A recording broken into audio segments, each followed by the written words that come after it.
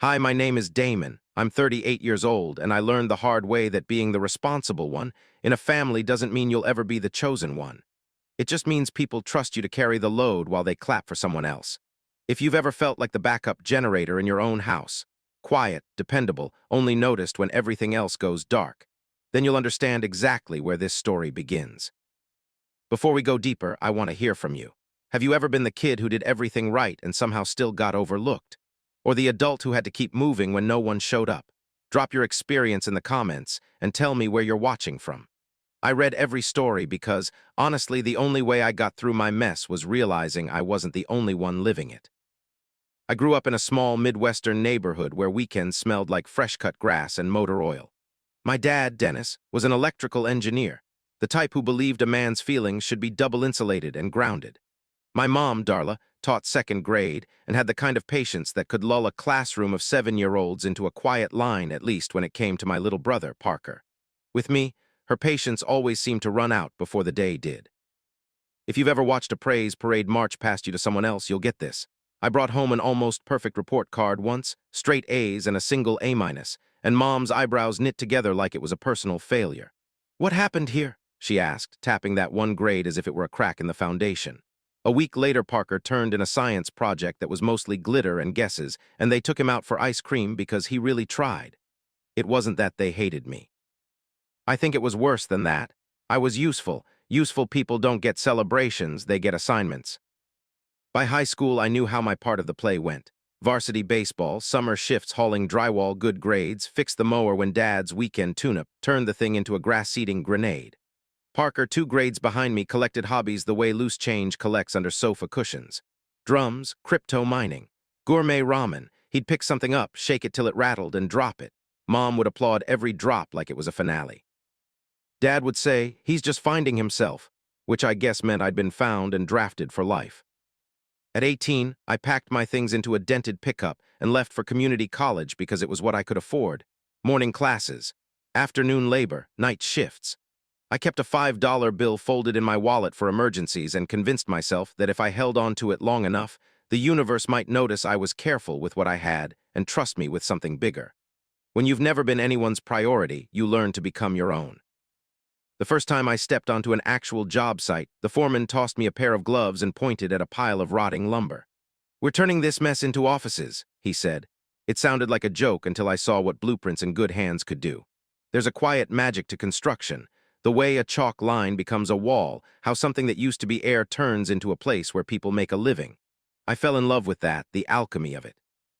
I'd go to class at Ironwood University later, after I transferred, and sit through lectures on cost analysis.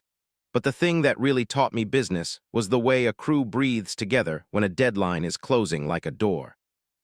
I never asked my parents for a dime, not because I was noble, but because I already knew what the payment plan looked like, a lifetime of being reminded. Instead, I learned how to live on coupons and late-night diner coffee, how to stretch a tool set and a Sunday afternoon into rent. When I graduated with a business degree, I had a decent GPA, a calloused grip, and a list of clients who liked that I showed up when I said I would. If you want a simple early life takeaway, it's this. If people can't or won't clap for you, make sure they can count on you. The right people will notice later. By 27, I registered Wilder renovations out of the tiny office behind a tile showroom. Bathrooms at first, decks. A bakery's back room that had a slope like a carnival ride. We jacked and sistered beams until trays of croissants stopped sliding like they were fleeing for their lives. Each job was a proof of concept. Do honest work, communicate like you mean it, clean up better than you found it. Word spread. A dentist called, then a real estate office. Every now and then I'd drive past a storefront I'd touched and slow down just to look. It's corny, but when you grow up as a ghost in your own house, it means something to point and say, "I did that." I met Lila on a Tuesday morning. I was there to tear out the tired carpet and install a hygienic vinyl system in a small orthodontics practice. She was a dental hygienist with a no-nonsense ponytail, steel cable eyebrows that lifted when she doubted you, and a laugh that made a break-room sandwich feel like a celebration. On day 1, she stuck a post-it on the receptionist's desk that said, "Please don't step here. Fresh adhesive, Damon." On day 2, she swapped it for, "Step here after 4, Damon. Yes, I'll remind you." On day 3, she said, "You work like you own the place," and I said, "I don't yet." She grinned at the yet. Our first date was tacos from a food truck and a walk along the river because that's what my budget allowed. She wore a navy sweater and asked real questions. What did I want my business to become? Did I sleep ever? What did I do for fun? I admitted I wasn't great at fun. She nudged me with her elbow and said, "We can work on that." When you've been seen mostly as a solution to someone else's problem, it's disorienting to meet someone who sees you as a person with soft edges and not just a tool with a handle. We got married when I was 30. A backyard ceremony under string lights, 2 crews worth of carpenters seated next to Lila's book club and a handful of neighbors, my mother trying to rearrange centerpieces, my father standing like a statue in a rental suit. Parker showed up late with a new girlfriend and a story about traffic. He took selfies during our vows. I watched Lila catch my eye, roll hers, and choose, out loud with her, "I do," to be on my team.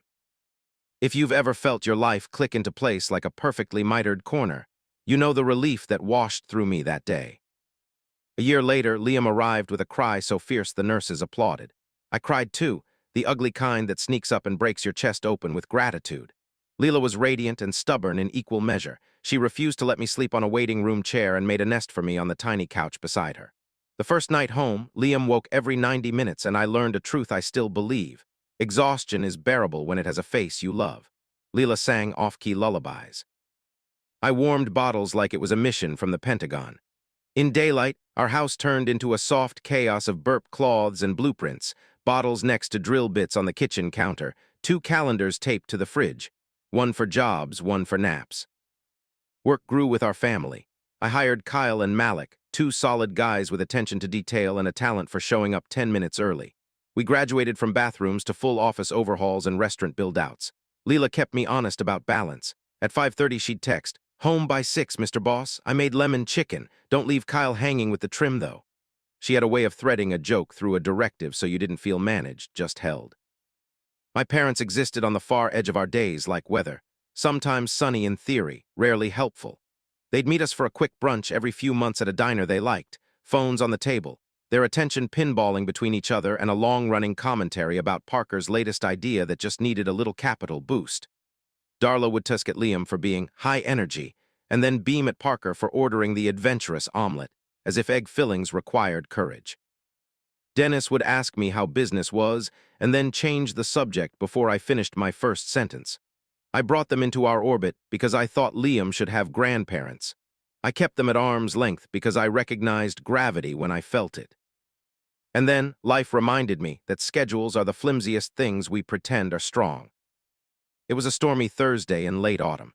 Lila wore her raincoat with the hood she always said made her look like a cautious blueberry. She had the late shift and insisted she'd be fine driving back. The highway on-ramp near the river had been slick all week. I offered to pick her up after putting Liam down. She said, "He finally sleeps. Don't you dare wake him for me. I'll text when I leave." Her last text came at 9:12 p.m., Blueberry on the move. At 9:27 p.m., my phone rang again, but it wasn't her name. A number with the hospital's exchange blinked. A voice said Maple Ridge Hospital and collision and please come now, and the room went somewhere far away where sound gets small. I stood by Liam's crib and watched his chest rise and fall as if memorizing the pattern might anchor me. I called a neighbor to sit with him and drove the 10 minutes to the ER in a fog that only cleared when I saw a security guard step in front of my pace and ask who I was here for. They took me to a small room that people only see on the worst nights of their lives. The doctor, Dr. Rios, spoke the way a careful man approaches ice, words slow and spaced so nothing cracks. A delivery van had blown the light at the river bridge. Lila's car took the impact on the driver's side. There was no suffering, he said. It was immediate. I tried to thank him for his gentleness and found I couldn't even manage air. Grief is a thief and a flood. It ransacked me, then lifted me off my feet and slammed me against every sharp corner of our life.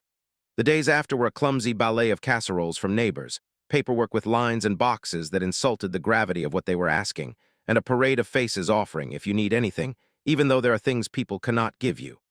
Bonnie, Lila's mom, flew in from Pine Harbor the next morning, knees stiff from arthritis, cheeks wet, arms open.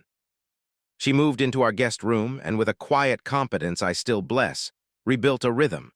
Breakfast at 7, preschool drop-off, laundry turning like a metronome, a freezer filling with labeled containers that let me pretend dinner could still be predictable. My parents came to the funeral.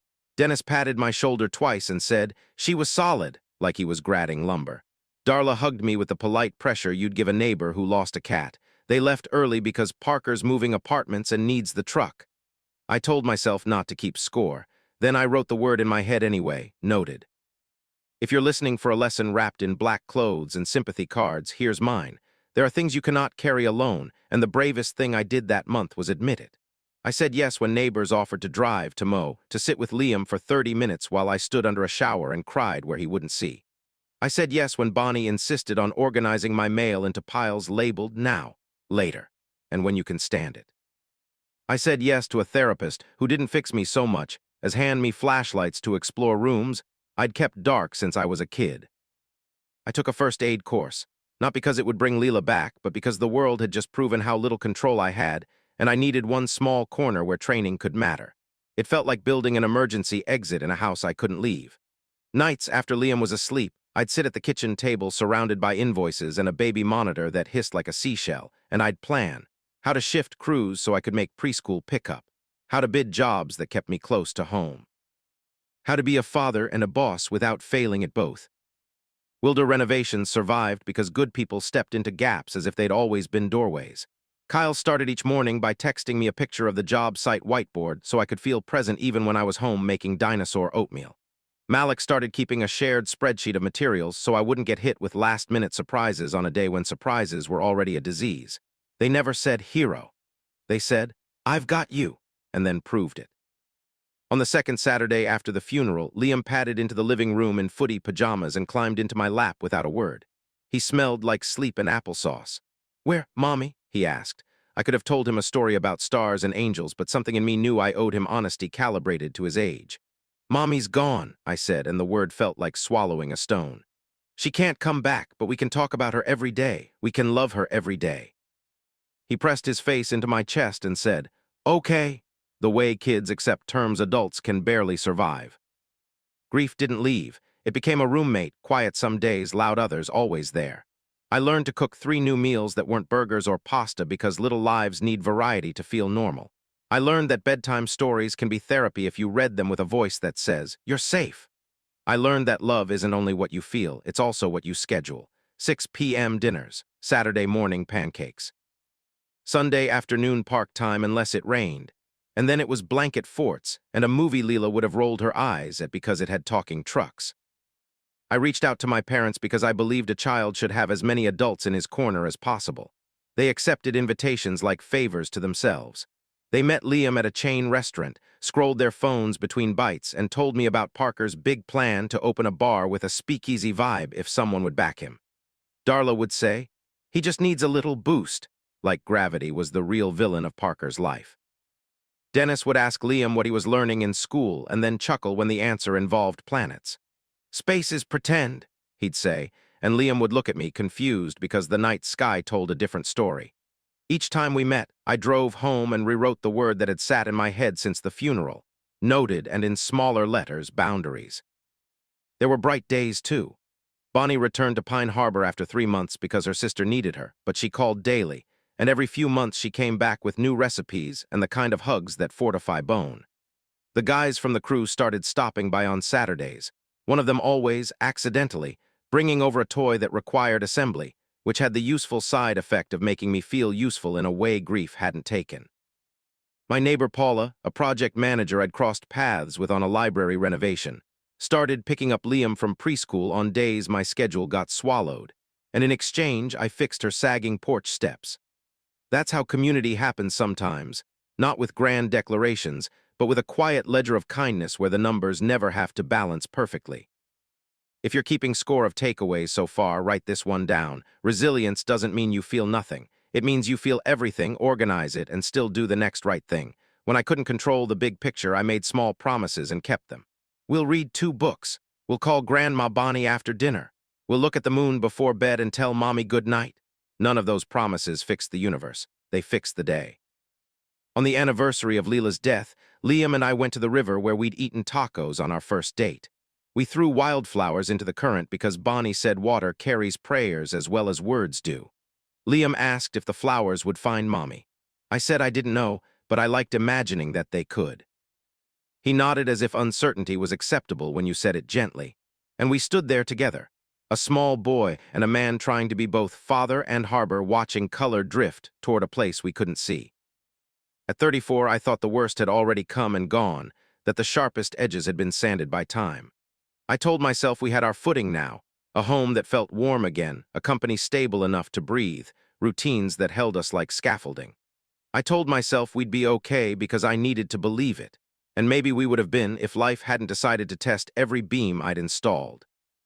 Before I end this part of the story, I want to ask you something.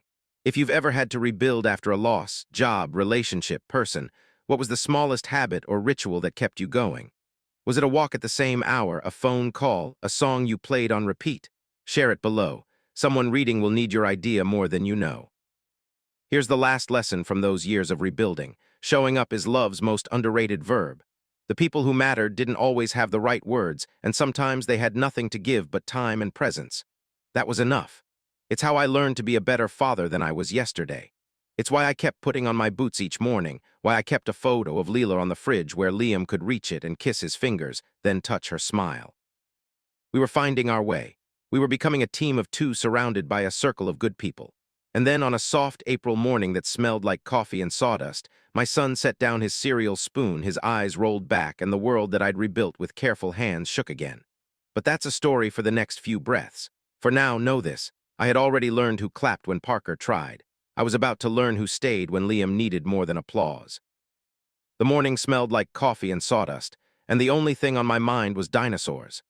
Liam was on a T-Rex kick, facts, figurines, roaring under his breath as he stirred cereal like he was mixing concrete.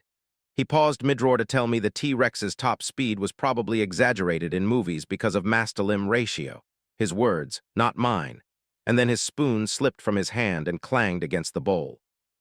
At first I thought he was being dramatic, like kids sometimes are when they're about to unveil a knock-knock joke. Then his eyes rolled back so fast the room tilted. His body stiffened and snapped into a seizure, jerking hard enough to knock his stool sideways. Blood bloomed at the corner of his mouth. He'd bitten his tongue. The sound that came out of me wasn't a word. It was a ragged instinct I didn't know I had. 1,000 small choices from the last year decided to matter in the same second. The first aid course I took after Lila died, the way I store our keys on a hook by the door, the habit of keeping my phone charged by the coffee pot. I rolled Liam gently onto his side so his airway stayed clear. I'm here, I kept saying, like repetition could be medicine. I checked the time. When it reached the 2-minute mark, the threshold the instructor had drilled into us for a seizure that didn't release, I scooped him up, grabbed the keys, and carried him to the truck. I strapped him in on his side with shaking hands that still found the buckle on muscle memory. I drove the 9-minute route to Maple Ridge Hospital in 5. Every light that turned green felt like a prayer answered. Every red I crept through felt like a sin. I'd beg forgiveness for later, if it meant getting my boy to a doctor now. The sliding doors did that thing where they take one polite beat too long to open, and then we were inside, and I was yelling for help with a voice like sandpaper. A nurse sprinted from behind the desk, and a doctor in green scrubs matched her speed. They moved Liam onto a gurney with practiced gentleness, turned his neck, checked his pupils. How long? The doctor asked. 8 minutes, I said, hearing the tremor in my own measurement. Any head trauma, any falls? He was eating cereal, I said, as if that were a diagnosis. They were already wheeling him away, and a second nurse guided me to the registration window where my hands tried to fill out forms as if letters could outrun panic. Time is strange in emergency rooms. It passes like a train when you're tied to the tracks, loud, fast, nowhere to go. Somewhere in the blur, a doctor introduced herself as Dr. Rana, neurologist on call, eyes steady, voice even. We're running labs and imaging, she said. He spiked a high fever. We suspect acute bacterial meningitis, an infection that inflames the membranes around the brain and spinal cord. We've started broad-spectrum antibiotics right away. The next day or two is critical. I heard all the words and understood maybe half. I understand renovation timelines and load-bearing walls. I understand how long it takes adhesive to cure before a floor is safe to walk on. I did not understand how my son could be talking about dinosaurs at 7:40 and be hooked to a ventilator by 10:15. They moved him upstairs to ICU, and I followed with a wristband I'd have gladly stapled into my skin if they'd asked. If you've never seen a small child in an ICU bed, it's a terrible education. The machines make a language of beeps and little flashes. Tubes loop in and out like a schematic you're not qualified to read. I sat and kept one hand on his forearm to remind both of us we were still connected. Work, that relentless, ordinary drumbeat of my days, became an intruder knocking on glass. Wilder Renovations was on the verge of the biggest contract we'd ever touched, an upscale fitness chain looking at a multi-property renovation across 3 states. The investors were flying in from Shanghai that evening. The meeting was from 6 to 10. Not flexible, not optional, not repeatable. My co-owner, Conrad, was in Zurich hammering out supply terms. I was the signature on the line. The meeting revolved around me. If we landed this, it would mean jobs secured, my crew's mortgages paid, Liam's future fund padded. If we missed it, there were 10 other firms with glossy pitch decks chomping to fill the space. I could feel the weight of that responsibility like another monitor strapped to my chest. I called the ICU desk with a voice I didn't recognize. If I stepped out for a few hours tonight, I asked the nurse, would someone call me if anything changed? She checked Liam's chart. He's stable at the moment, she said. We're monitoring intracranial pressure closely. Dr. Rana will be assessing him hourly. If there's any shift, we will call immediately. Stable. It's a word you want to hug and interrogate at the same time. Then I made a call I thought was safe. I phoned my parents. Mom, I said when Darla answered. It's Damon. We're at Maple Ridge. Liam, in ICU with bacterial meningitis. He's stable right now, but I have a meeting I can't move from 6 to 10. I need you and Dad to sit with him. Just be here. Hold his hand. Call me if a monitor blinks twice. I hate asking them for anything. I did it anyway because it was for my son. There wasn't a pause. Of course we'll be there, she said, voice warm like old quilts. Don't you worry. Focus on your meeting. Relief hit me hard, followed by guilt that I could feel relief in a room full of fear. But I've always believed that being a parent requires you to make impossible choices and then live with them honorably. Being present for Liam's life includes being present for the opportunities that fund it. If you disagree, I understand. Everything in me was conflicted too. At 5 p.m., Dennis and Darla arrived. Dad in his no-nonsense jacket, Mom with a tote bag that looked like it was packed for a book club. Dad squeezed my shoulder. Mom patted Liam's hair. We've got this, she said. I walked them through the monitor numbers like I was briefing clients, what to watch, who to call. If anything changes, I don't care if it's a hiccup, you call me, I said, writing my number and the investor's hotel address on a sticky note. Leaving was like stepping onto a moving belt that dragged my heels backward. I kissed Liam's forehead and tasted that sterile hospital smell, and I made myself walk to the elevator. An older couple nodded at me, the way people do when they recognize a fellow traveler in a bad moment. I drove to the downtown hotel calling myself names and calling myself a father in the same breath. The Shanghai team was already in the conference room when I arrived, suits tidy, laptops open. Mr. Liang, the principal investor, shook my hand and motioned me to sit. We appreciate your time, he said. We know schedules can be, he paused, reading my face like a good project manager reads a permit. Complicated. I told him the truth quickly. My son's in the ICU. He's stable right now. His grandparents are with him. I apologize for my appearance, and he lifted a palm. Family first, he said. If you need to reschedule, we will. Business can wait. Children do not. Something unclenched in me, and then, because the only way through is through, we got to work. We reviewed the portfolio sites, feasibility, phasing to keep gyms open while we demoed. We haggled on contingency percentages and material allowances. At 8:15, we hit numbers we all could live with. At 8:30, we agreed on delivery milestones. I checked my phone on silent because I'd set it that way when I sprinted into the ER that morning, saw no missed calls, and took that as a blessing. Mr. Liang noticed the flick of my eyes. Go, he said softly. We can sign papers tomorrow morning at breakfast. We have enough tonight. I thanked him, shook hands around the table, and headed for the door with my briefcase feeling like it weighed 30 pounds less than when I walked in. The ICU floor hums the same hum no matter the hour. That night it sounded like a warning. I turned the corner toward Liam's room and saw a knot of nurses moving faster than anyone moved at 9:10 p.m. A tech hustled a new IV bag across the threshold. A doctor, Dr. Rana, stood at the bedside, her mouth set in a line that made my own spine go cold. My parents' chairs were empty. Mr. Wilder, she said sharply when she saw me, we've been trying to reach you. Her hands didn't stop moving, adjusting, directing, writing orders as she spoke. Liam's intracranial pressure spiked critically about 2 hours ago. The antibiotics are working, but the inflammation compressed too quickly. We had to place an external ventricular drain. We drilled a small burr hole to relieve pressure and drain cerebrospinal fluid. We could not reach any family for consent. We proceeded under emergency protocol. It was the right call. If we had waited, she didn't finish the sentence and she didn't have to. The world tunneled. All I could see was Liam's head wrapped in gauze, a thin, transparent line running from beneath the bandage into a monitored collection chamber, numbers whispering in digital green. "Where are my parents?" The question came out like gravel. The charge nurse, name tag Nia, answered, careful and firm. "They left around 6:15, she said. "They told the desk they were going to get dinner and would be right back. We called the number on the contact sheet when his pressure began to rise. We called 17 times total, no answer." She met my eyes the way people do when they want to offer you dignity along with facts. "We are so sorry you weren't here, but we acted as quickly as we could, and we got it in time." I pulled my phone out, thumb-stabbed the side button, and watched the notification shade flood the screen with missed calls. 17. ICU, ICU, ICU. My stomach dropped in a clean, frightening way. I had put my phone on silent for the meeting and never switched it back. I called Darla, no answer. Dennis, no answer. I texted both. "Where are you? Where did you go? Call me." Now I left voicemails I barely remember speaking, something hot and shaking under my words. If you ever find yourself in a moment like that, here's a hard-earned lesson. Guilt is a liar that arrives early and stays late. It told me I had abandoned my son. It told me I had gambled with him for a dollar amount on a contract. The truth, the one I have to keep choosing, is that I arranged for family to sit with him in a hospital surrounded by professionals so I could keep building a life he needed. The betrayal is not that I chose both. It's that the people who promised to cover me chose cake. I sat through the night, counting the slow drip of fluid in the drain chamber, tracing the rise and fall of Liam's chest while the ventilator made polite noises in a rhythm I began to anticipate.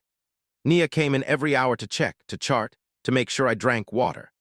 Dr. Rana returned, reviewed numbers, nodded once in a way that allowed me to exhale for 3 seconds at a time. At 12:08 a.m., because I couldn't stop my mind from chewing on "where are they?" I opened my phone and did the dumb thing we all do. I scrolled. The first post on my feed was a photo of Parker at Marigold Steakhouse, a giant 33 balloon hovering over his head like a silver halo.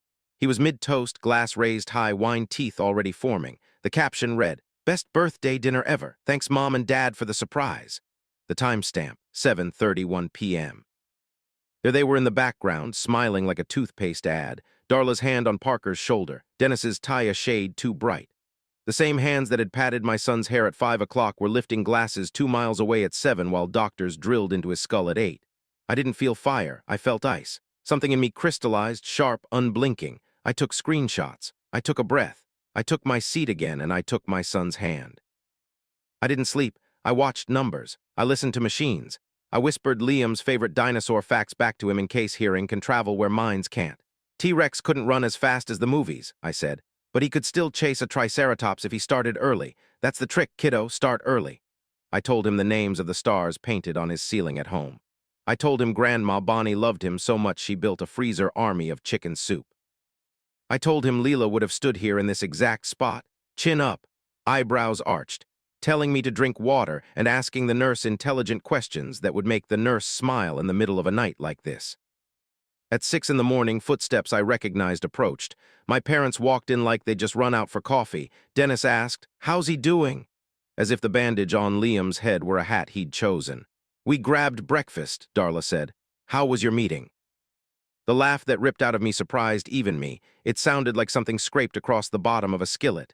I lifted my phone and held the photo up. "Breakfast," I said, "at Marigold with balloons." The way Mom's face changed, first the tiny flinch of surprise, then the defensive set of her jaw told me what I needed to know. Dad's mouth flattened. "It was just for a bit," he said. "We told the desk." "They drilled a hole in his skull," I said. "Emergency vent. They tried to call you 17 times. They tried to call me 17 times. You were raising a glass." Darla's chin raised a defiant half-inch. "This is a hospital, Damon," she said. "He was in the best place possible. Parker's birthday only happens once a year." It didn't feel like a slap. It felt like a confirmation. The scaffolding of my childhood, the ranking I carried in my bones, stood revealed in one ugly sentence. I lowered my phone. "Get out," I said, calm in a way that surprised me. "We're done." Darla started to argue. A security guard appeared in the doorway with a look that said he'd do this kindly if allowed and efficiently if not. Dennis tugged on her sleeve. They left, muttering about my ingratitude as if the word were a coat I'd stolen. When the door swung shut behind them, what I felt wasn't victory. It was clarity. Clarity can be a gift even when it hurts like a broken rib. Dr. Rana came in during the 7 o'clock shift change, reviewed Liam's overnight stats, then sat on the edge of the chair beside me. "He's stabilizing," she said. "The drain is doing its job. The antibiotics are starting to win. We'll keep monitoring intracranial pressure hour by hour. I want to be transparent about what happened last night." She carefully outlined the timeline. The spike at 7:05, the calls placed, the lack of response, the emergency protocol.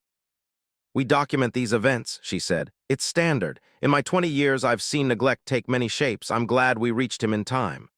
She didn't tell me what to do with that information. She didn't have to. The seed was planted. I didn't push water to it yet. I focused on my boy. Around noon, I called Bonnie. She answered on the first ring like she had been staring at the phone since sunrise.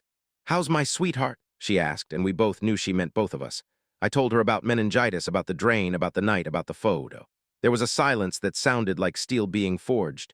"I'm on the next flight," she said. "Don't move, don't sign anything. Drink water, put your hand on his arm so he knows you're there." You don't realize how badly you need someone to tell you ordinary instructions until your body has been running on adrenaline for 20 hours straight. Mr. Liang called that afternoon while Liam was sleeping. He didn't ask about the deal. He asked about my son, and when I told him the bare facts, he said, "We will sign when you are ready. If that is next week, it is next week. I missed a meeting when my granddaughter had pneumonia once. I never regretted it." I thanked him. The deal felt small and enormous at the same time, like a pebble that can still break glass when thrown right. What mattered in that moment was that someone who didn't owe me anything had chosen to be decent. I wish I could tell you that by nightfall the crisis was over. It was. These things taper and spike on their own agenda, but the numbers on the monitor started trending in a direction that let my shoulders fall an inch. The drain did its quiet work. Liam's face looked less like a candle about to gutter out and more like a boy napping too hard. If you've been tracking the lessons that grow in the cracks of this story, here's one I didn't ask for but got anyway. When people show you what you mean to them, believe them the first time. And if you couldn't believe it then, if love or hope or habit made you squint, believe it when they say it again with actions. Denial is a bad contractor. It promises the cheapest fix and leaves you with rot behind the walls. That night, as the ICU lights dimmed to something gentler and the machines continued their unsentimental chorus, I settled into the chair beside Liam's bed and let my body sag for the first time in 30 hours. I thought about Lila and the way she would have navigated every nurse name and number like she was drafting a plan. I thought about Bonnie and her flight cutting across a map toward us. I thought about Dennis and Darla and the ledger I'd kept in my head since childhood that was finally balanced enough for me to set it down. I also thought about you, whoever you are, wherever you're watching from, and I wondered if you've ever trusted someone to do the bare minimum only to discover they couldn't be bothered. Was it a friend who didn't show up on moving day? A boss who took credit when you did the work? A parent who chose optics over care?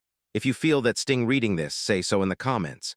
Not because outrage solves anything, but because numbing hurts can be the first step toward healing and setting better boundaries. Toward dawn, I dozed and dreamed of a T-Rex trying to run in slow motion. He wasn't fast. He didn't need to be. He started early, like I'd told Liam. When the nurse came into chart, she smiled at the drain numbers and said, "We're headed the right way." I nodded and put my hand back on my son's arm, a lighthouse light blinking at regular intervals to say, "Here, I'm here."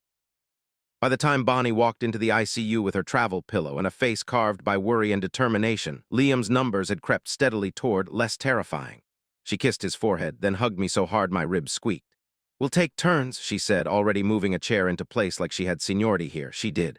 On the wall clock, a minute ticked forward. In my chest, something like Faith did too. We didn't know the whole path yet, only the next right step. Sit. Watch. Speak softly. Demand the truth. Believe the data, not the wish. And though nothing in that room could rewind the worst parts of the last 24 hours, I could feel a new kind of structure rising where an old one had collapsed. A boundary with my parents that wouldn't be sanded away by excuses.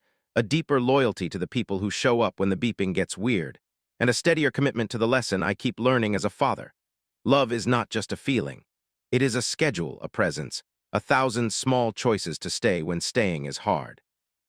Bonnie arrived like a storm with soft hands, urgent, organized, and impossible to ignore. She put her bag down, kissed Liam's forehead, and started triaging the things I couldn't even name. Who needed updates, what snacks could live in a drawer for 12-hour shifts, which nurses liked coffee and which preferred tea. Dr. Rana reviewed the overnight numbers with a nod that felt, for the first time like a small permission to breathe. The drain was buying us time. The antibiotics were winning more minutes than they were losing. If you've ever sat in that gray space where not out of the woods is still the best news you can imagine, you know how hungry the mind gets for tasks. Mine went hunting. Call Conrad and tell him to run point for the cruise. Text Kyle and Malik the schedule. Email Mr. Liang to say thank you again for letting the signatures wait. Pull up my phone log because I wanted a record of those 17 missed calls staring back at me like blinking green accusations. Somewhere between the third and fourth cup of stale waiting room coffee, a nurse stepped in and handed me a business card. "Hospital counsel would like to speak with you when you're ready," she said gently. The card read Jordan Miles, Legal Affairs, Maple Ridge. Same first letter as the millions of questions tripping over each other in my head. I met Jordan in a small conference room with glass walls that turned everything into a reflection, men in suits on one side, my son's monitors on the other, my face somewhere in between. He had the kind of calm that makes you want to get rowdy just to see if it cracks. It didn't.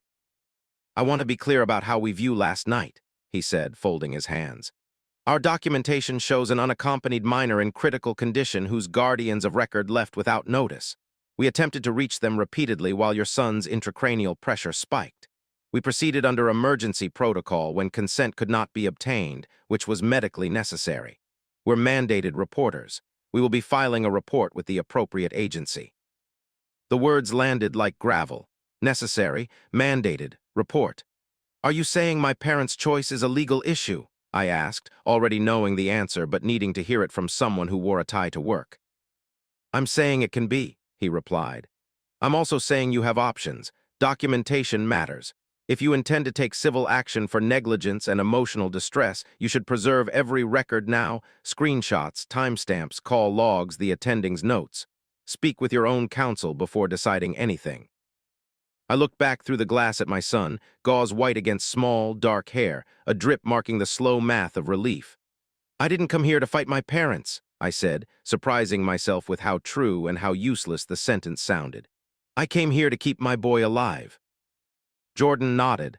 "Those things are not mutually exclusive. Take care of him first. Everything else will still be waiting when you're ready." The next days ran together. Numbers down, drips slower, nurses less brisk because the crisis edge had softened to management. Bonnie and I worked shifts like we were building a two-person company out of tissues and hand sanitizer.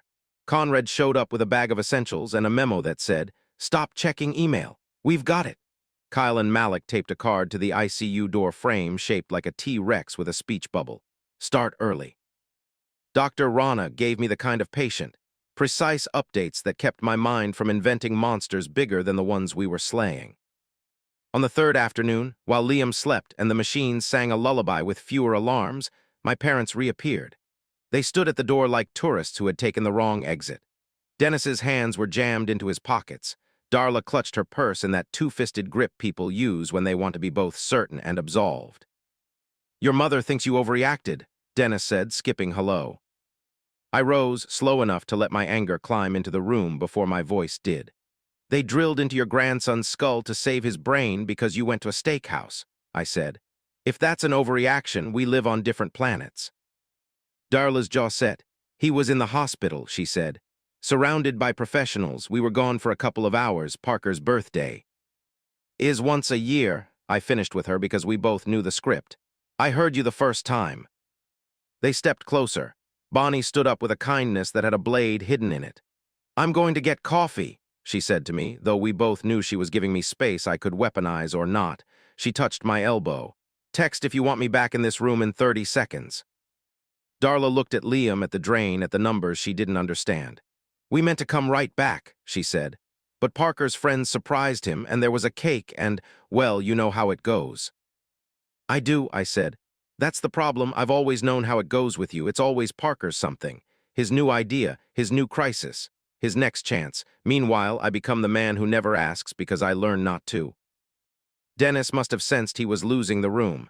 "We are your family," he said like it was a trump card. "Other people may help you in a pinch. We are blood." I didn't raise my voice. I don't remember the last time I'd needed to. "When a child is in a room like this," I said, "family is the person who stays in the chair and says no to cake. The rest is vocabulary."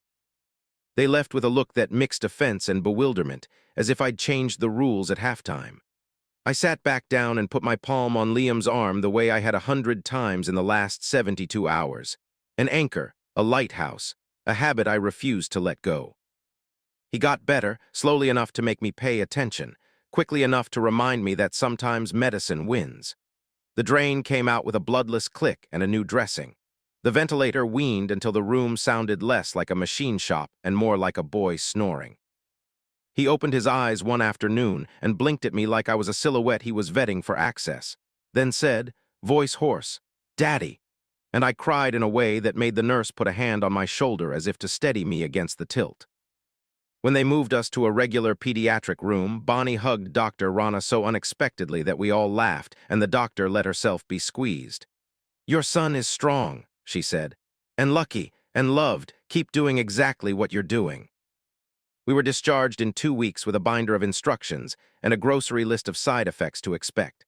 Lights would be too bright, sounds too loud. Fatigue would come like a thief some afternoons and steal hours. We went home to a fridge Bonnie had turned into a mission control hub, to a neighborhood that had mowed our lawn, to 2 employees who'd become uncles without ever asking if that title was for sale. Liam slept in his own bed that night, and I sat on the floor by his door because the silence felt untrustworthy. In the morning, Bonnie found me there with a stiff neck and relief I could finally set down for a minute. She put a mug of coffee in my hand like a sacrament. "You need to decide what to do about them," she said quietly. No need to define who them meant. I thought about Jordan's card, about the word mandated ringing in my ears, about the photo at Marigold, about the lifetime before it that paved the road to that door. "I'll call an attorney," I said, and I could hear how hard those words were to shove past everything I'd been taught about loyalty and keeping it in the family. "I'm done hopping they'll turn into different people if I just forgive them one more time." A week later, with Liam tucked into a better routine and my cruise humming again, I sat in the office of Avery Ross, a lawyer whose name had come on the recommendation of 2 people who have nothing in common besides integrity, Jordan Miles and my insurance broker. Avery was mid-40s, direct eyes, voice like a pilot on a bumpy descend. Steady, no fluff. "I'm sorry you're here," she said after I finished the story. "I'm not sorry that you're angry. Anger is information."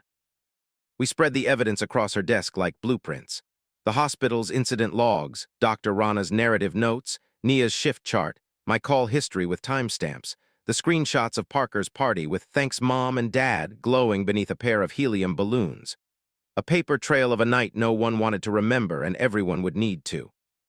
"This is a viable civil case," Avery said, tapping her pen. "Negligence, emotional distress, endangerment. The standard is not did they love their grandson. The standard is did a reasonable person in their position act with care. Leaving a critically ill child in the ICU without notifying staff, then being unreachable during an emergency fits a definition most judges recognize." She didn't sugarcoat the mess. "It will get personal. They'll say you abandoned your son for a meeting. They'll accuse you of using the courts to punish them for old wounds. They'll make Parker cry on cue. You will need to decide how much of your history you want aired under fluorescent lights. But the medicine is on your side. The timeline is on your side. And the law, at least in this narrow alley, is on your side." I signed the retainer because there are moments when protecting your child requires different tools than the ones you hoped you'd use. Then I went home and made spaghetti for Liam and listened to him tell Bonnie that in space, sound doesn't travel the same way, and I thought, no wonder I'm so tired. I have been screaming into a vacuum for years. The demand letter went out first. Then the response from my parents' attorney arrived like a sneer in envelope form. Manufactured crisis, disgruntled son, opportunistic grab, the whole thesaurus of denial. We filed. They filed back. Discovery began, which is a fancy word for let's gather all the receipts and then pretend this is a polite exchange. Hospital staff were deposed. Nia, serene as ever, described the empty chairs, the calls made, the protocol triggered. Dr. Rana answered questions with the same patient precision she used when explaining Liam's scans to me, making it very clear that minutes matter when a brain swells, and no, waiting for a callback is not humane medicine. Mr. Liang sat for a 15-minute call to confirm that when he heard child and ICU. He moved the meeting without hesitation, and he managed to do it in a way that made my parents' counsel look like they wished they'd vetted their own optics more carefully. The day of Parker's deposition, I expected to feel vindictive. I didn't. I felt tired. He came in wearing a too-tight blazer, eyes darting between the court reporter and his own phone as if something more interesting might be happening somewhere else. Avery slid a photo toward him. "Do you recognize this image?" she asked. He glanced, smirked. "That's my 33rd, he said proudly, like the number was a medal. "It was a dope night." "Who planned this dinner?" "Mom and Dad," he said, easy oblivious. "Did you know your nephew was in the intensive care unit that evening?" Avery asked, tone so neutral it didn't even register as a question with an edge. He rolled his eyes. "Yeah, but he was in a hospital," he said, echoing Darla's script because scripts are family heirlooms too. "They said it was fine." "Did you consider asking your parents to reschedule?" Avery said, still neutral, "or to return to the hospital so that a guardian would be present during treatment?" The pause was short.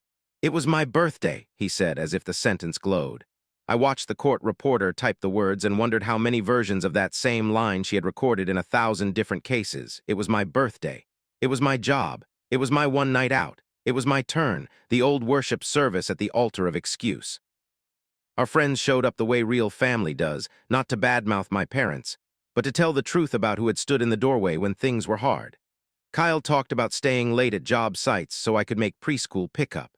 Malik spoke about Saturday mornings spent crouched under blanket forts, drilling holes for Liam's cardboard spaceship. Bonnie, God bless her, sat straight-backed and unbreakable and described a winter of casseroles and late-night talks after Lila's crash, and then the April when emergency became vocabulary again. It took over a year. These things do. In that time, Liam returned to school and wore a baseball cap until he decided the scar on his head made him look battle-ready and didn't need camouflage anymore. He had headaches that made us whisper and naps that stole whole chunks of Saturday. He started coding little games on an old laptop Conrad gave him and taught Bonnie to defeat a pixelated dragon with 2 fingers and a whoop. Wilder Renovations secured the contract with Mr. Liang's group not because I nailed a negotiation, but because they believed decency now is a better predictor of performance later than any spreadsheet. We hired 5 more crew members and gave everyone a raise. I started sleeping again, not like a baby. Bobbies wake a lot, but like a dad who knows that if something goes wrong, he has a list and a person to call. On the morning of the ruling, I dressed like I was going to a job site, clean jeans, leather boots, a button-down that didn't make me feel like I was going to prom. Avery took my arm at the courthouse door for just a second. "Whatever happens, you did the right thing," she said. "Sometimes the right thing is simply telling the truth louder than the lie." The judge read for a very long time. Legal language has a way of smoothing sharp edges until all you hear is cadence and the occasional spike, reckless disregard, unaccompanied minor emergency intervention. When he reached the part that had numbers, my ears sharpened as if I could pull math out of air by wanting. His decision was unequivocal, liability established. A financial judgment to cover Liam's medical bills, ongoing care, and damages. The figure came out precise and clinical, $780,000 court costs included, and I didn't feel triumph. I felt something closer to relief and grief braided together. Money is not justice. It is a form of accountability that fits through the narrow door a courtroom provides. We stepped into the hallway where everything echoed, stilettos, whispers, the drop of someone's pen. Dennis approached, face ashen, voice flat. "You've ruined us," he said. "I hope you're satisfied." I looked at him and realized satisfaction wasn't on the menu today. "You ruined yourselves the night you left," I said. "This is the bill." Darla started to cry, and for a second I saw the second-grade teacher whose patience could line up 7-year-olds with a song, and I wished I could have had that version of her more often.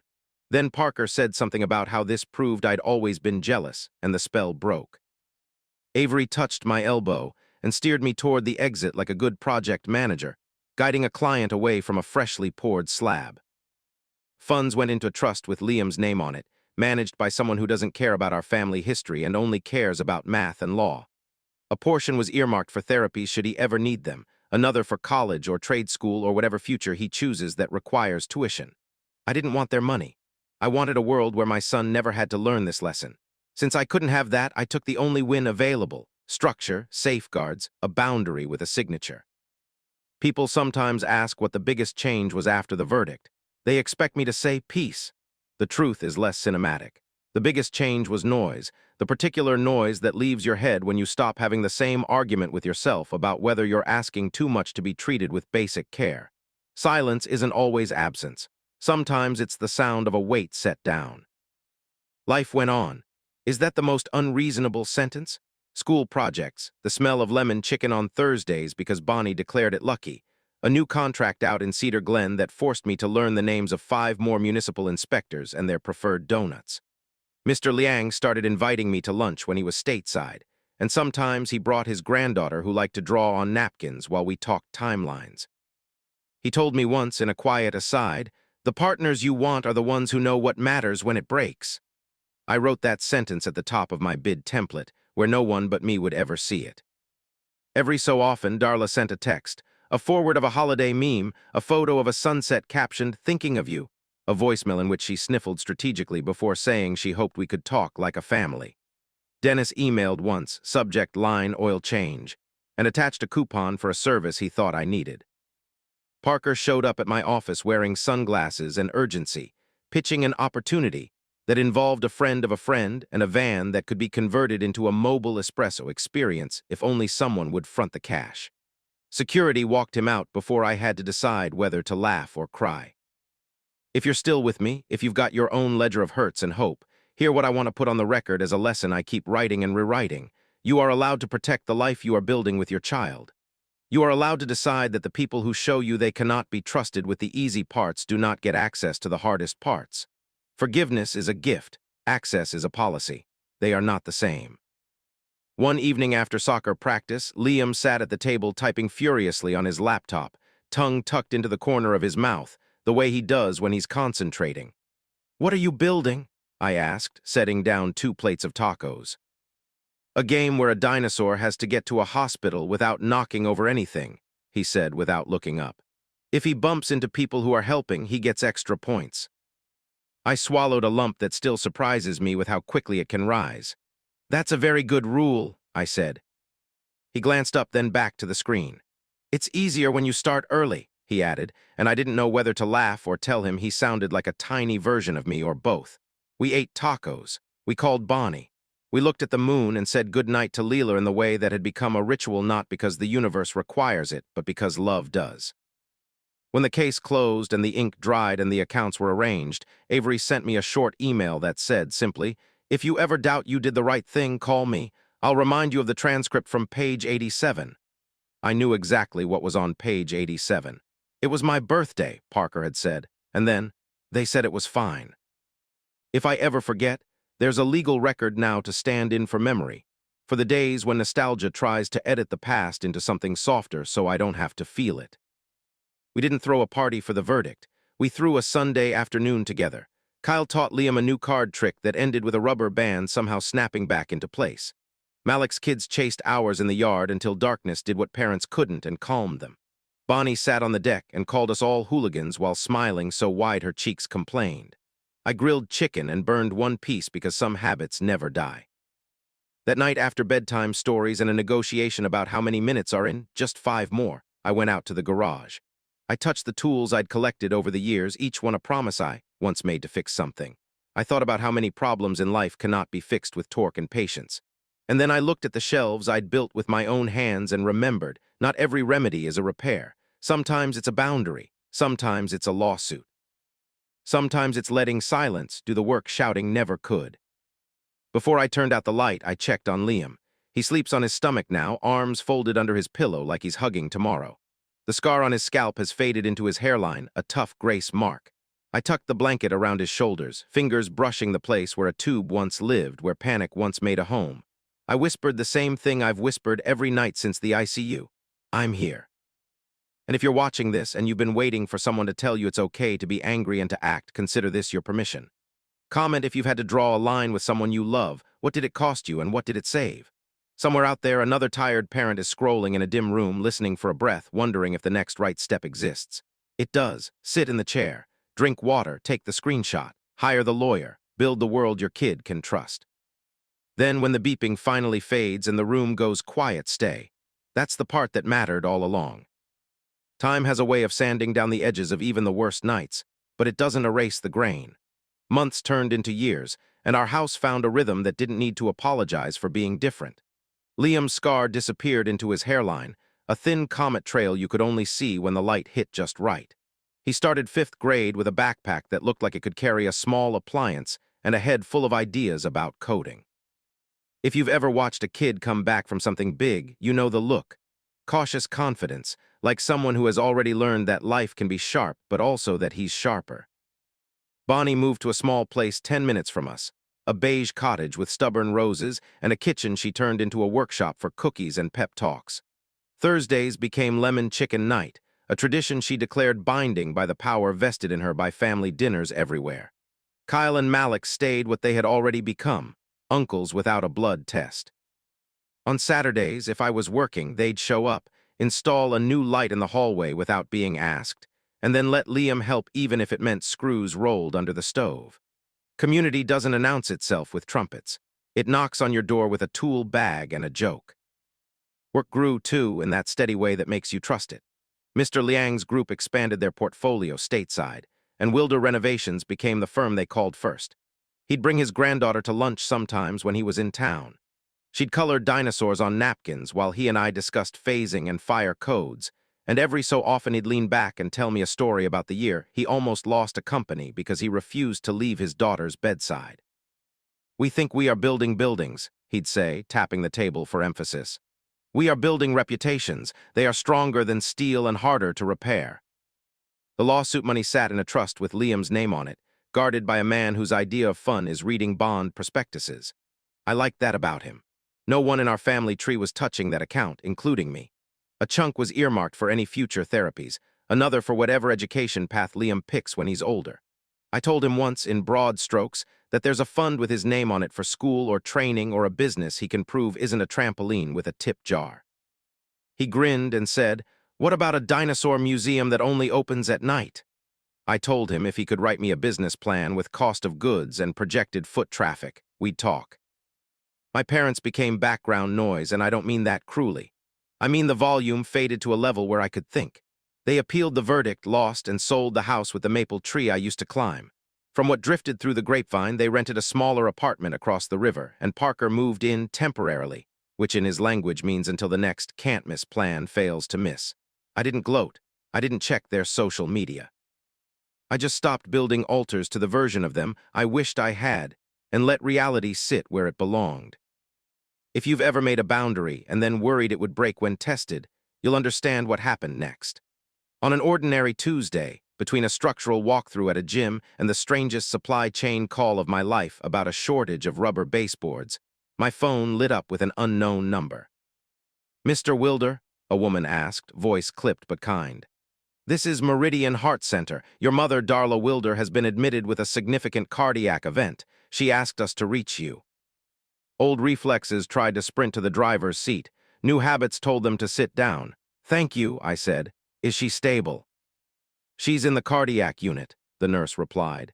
"The cardiothoracic team is recommending urgent surgery, a valve repair and double bypass. She is asking to see you." I looked out over a job site where guys I respect were carrying drywall like synchronized swimmers with sheetrock. The chalk lines on the floor made a grid that promised order. There is never a good time for calls like that. There is only the time they come. "I'll be there tonight," I said. "I need to pick up my son first." I didn't race. I finished the walkthrough. I picked up Liam. We ate dinner at our table with the scratch I keep meaning to sand down. I told him Grandma was in the hospital and needed surgery. He set down his fork. "Are you going to help?" he asked, not accusatory, just curious, the way kids test whether the adults they love are going to be consistent. "I'm going to listen," I said, "and then I'm going to decide." Meridian Heart Center smelled like all hospitals do, clean and tired. When I walked into Darla's room, she looked smaller than the last time I'd seen her, tubes pep-talking her body into cooperating. Dennis sat in the corner with a styrofoam cup and a face that couldn't decide if it wanted to be stoic or scared. "Damon," my mother said, reaching for my hand like she could pull the past forward with her fingers. "I'm glad you came." I pulled a chair close but didn't sit yet. "How are you feeling?" She tried to smile and it wobbled, like I'm about to learn how much my heart actually does. Dennis stood, clearing his throat in the way men do when they think they're about to deliver something important. Your mother needs surgery first thing in the morning, he said. Insurance won't cover all of it. We're— a pause, a swallow. We're short by quite a bit. We were hoping you could help. What does quite a bit mean? I asked, because specifics are the only language I trust in rooms like this. About 95,000, he said, and the number hung there like a heavy light fixture no one had anchored into a stud. I nodded slowly. And you want me to write a check? We'll pay you back, he said quickly, looking everywhere but at me. We've had a string of bad luck, your mother's medications, Parker, been between jobs, the apartment, well, you know. I do, I said, I know it all. Darla squeezed my hand. I know we haven't been what you deserved, she said, voice thinning, but I am your mother. If you're listening and you've ever stood at the intersection of compassion and consequence, you know the ache that rises. I looked at her. The woman who once labeled my A- as a problem to be solved, the grandmother who left my son's ICU room for dinner and a candle. And I felt two truths at war. No one deserves to die for a lesson, and not everything can be bought with a bailout. Do you remember the night at Maple Ridge? I asked softly. When Liam needed an emergency drain, when the hospital called 17 times, when I found your faces in the background of Parker's best dinner ever. She closed her eyes. I was wrong, she whispered. We were wrong. Dennis bristled, pivoting to the posture that had always kept him safe, explanations as armor. It was a misjudgment, he said. A couple of hours, he was in the best place possible. There it was, the line I'd carried like a splinter. I let it rise, turned it like a key. You're in the best place possible now, I said quietly. With a cardiac team that knows what they're doing. This hospital can perform miracles without me sitting in the corner writing a check you should have planned for a decade ago. Dennis opened his mouth, shut it, opened it again. So that's it, he asked, incredulous. You won't help your own mother. I didn't say that, I replied. I will help, but not the way you're asking. I'm not underwriting your history. I'm making sure you have access to decisions and a plan. I sat then, leaned forward so there could be no mistake. Tomorrow morning, my attorney will send the hospital a $10,000 cashier's check marked for case management and any immediate consults that aren't covered. He'll also include paperwork stating I'm not a guarantor past that amount and I am not a source for future support. After that, you'll work with their financial counselors to set up a payment plan. It's what you would have had to do if I were unreachable. Darla's eyes filled, not the crocodile kind, the human kind. 10,000, she repeated, as if testing the taste of the number. From Liam, I said. He told me to be kind but careful. He's 11 and somehow understands boundaries better than most adults. Dennis's voice went sharp. You're punishing us, he said. No, I answered, standing. I'm remembering, and I'm making sure my son doesn't learn the wrong lesson from watching me cave. I looked at my mother. You'll have skilled surgeons in the morning. You'll have a social worker who knows how to talk to insurance companies better than any of us. You will have life, I hope. That's more grace than you gave a little boy with a drain in his head when you wanted steak. If that sounds cold to you, you're not wrong to wince. But here's another hard lesson. Mercy without memory becomes permission. I wasn't going to write the story that way. The next day, Avery delivered the check and the boundary paperwork like she was couriering a truce. A former client of mine, a cardiologist named Dr. Redding, who'd once insisted on paying in cash and pie for a clinic lobby overhaul, was on staff at Meridian. He called me after rounds. We're taking good care of her, he said. She qualifies for a charity-adjusted rate on top of your contribution. If all goes as planned, she'll be complaining about hospital food by Friday. Thank you, I said, truly. I heard about your case last year, he added. Sometimes the only way we learn is when someone writes it down in ink. Darla came through surgery. I learned this from Dr. Redding's follow-up call, not from Dennis or Darla, and certainly not from Parker, whose number I had blocked after his mobile espresso van pitch in my office lobby. I didn't wait by the phone. I went to Liam's soccer practice and tried not to coach from the sideline. I stood next to Bonnie and listened to her provide color commentary that would make any broadcaster proud. We went home, ate spaghetti, and called it an ordinary miracle. Weeks later, an envelope arrived in my mailbox with my father's handwriting, and a stamp slightly crooked the way it always is when someone isn't used to asking the postal system for help. Inside was a typed note with one paragraph that crossed the river between us, cautious and stiff. Your mother is recovering. Thank you for your assistance. Beneath it, handwritten, like he couldn't stop himself from snatching back any vulnerability he'd almost offered. This does not erase what you did to us in court. I stood over the recycling bin and decided he was right. Nothing was erased. That's not how any of this works. I put the letter in a drawer instead of the trash, not for nostalgia, but as a reminder to my future self that clarity can be a quiet thing you file away. Life aimed its next test with the patience of a clock. About a year later, another letter arrived, same envelope, different weight. Darla had suffered another cardiac event. This time, she didn't make it. The funeral would be on Sunday at a church I hadn't stepped into since I was a teenager in a stiff tie, counting ceiling tiles in the back row. The invitation included a line that tried for tenderness and landed on duty. You and your son are welcome. If you've been in this position, you know the calculus. What will attending teach my child? What will staying home teach him? What will it teach me? I stood in the kitchen with the letter and the familiar ache of a child inside a man's body, and I asked Bonnie what she thought. She wiped her hands on a towel and said, "Show him that grief doesn't have to mean forgetting. Show him that love can be honest." "I'm not going," I said, and even as I said it, I felt something in me align. "I'll send flowers. I'll write a note that tells the truth the way a person would speak it if they had more courage than habit." The next morning, a bouquet went out with a card that read, "I'm sorry for your loss. There were years I called her mom. There were choices I cannot absorb. I wish peace for the best version of the woman I remember and accountability for the rest." If that sounds like a legal statement dressed up as condolences, maybe it was. Maybe we get to design even our goodbyes when the blueprint we grew up with was flawed. I didn't go to the service. Liam and I went to the river where Lila and I had eaten tacos the night we became us. We brought wildflowers because ritual holds better when it fits in your hands. He tossed his into the current and said, "Can I say something I don't really feel and something I do?" I told him that's most honest speech. He said, "I hope she's not scared," and then, after a beat, "I'm still mad." We stood in that and let the water take the parts it could carry. In the months that followed, Parker called twice from a new number to pitch a different sure thing and then slipped in a request for a small front to tide him over. I blocked both numbers. Dennis sent 2 texts, a photo of a sunset with "thinking of you" and a meme about fathers and sons that would have been sweet if it had come from anyone else. I didn't respond, not out of spite, out of respect for the boundary I had built with my own hands. If you followed this far, I want to ask you something, and I mean it as an invitation, not a trap. Have you ever helped someone in a way that protected your dignity instead of burning it to keep them warm? What did that look like? Tell me in the comments. Somewhere there's a person staring at a ceiling tile, trying to decide if kindness and self-respect can share a pew. They can. Here, what I know now that I wish I'd known sooner. Forgiveness and access are not the same currency. Forgiveness is a gift I give to make the weight in my chest lighter. Access is a policy decision I make to keep my house standing. I can forgive you and still lock the door. I can help you and still keep the deed. I don't pretend this is simple. Some nights after Liam is asleep and the dishwasher hums like white noise therapy, I still rehearse conversations I will never have, lines I will never deliver, grace I might extend if the past were different. Then I walk the house, look at the corners I've squared and the photos on the wall.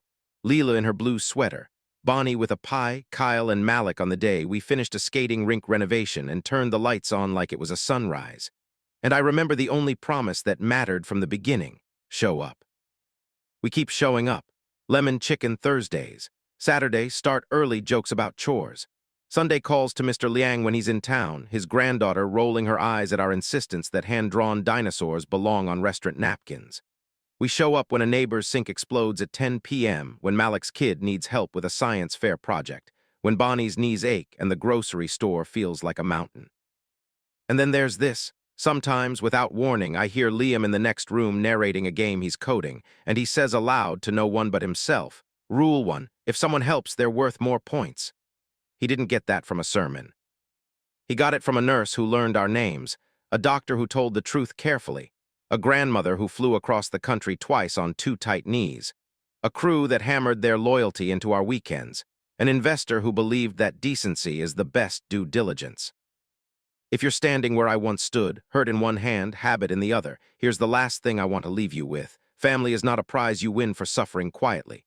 Family is a practice. It's not what people call themselves. It's what they do at 3 in the morning when the beeping gets strange. Protect your kid. Protect your heart. Draw the line as gently and firmly as you can. Offer help that doesn't hurt you. Say no when no is kinder than another lie. Send flowers if that's the truest thing you can give. And when the house is quiet and the day has been heavy, walk down the hall, Put your hand on the person you love most and tell them what I tell my son every single night. I'm here and I'm not going anywhere.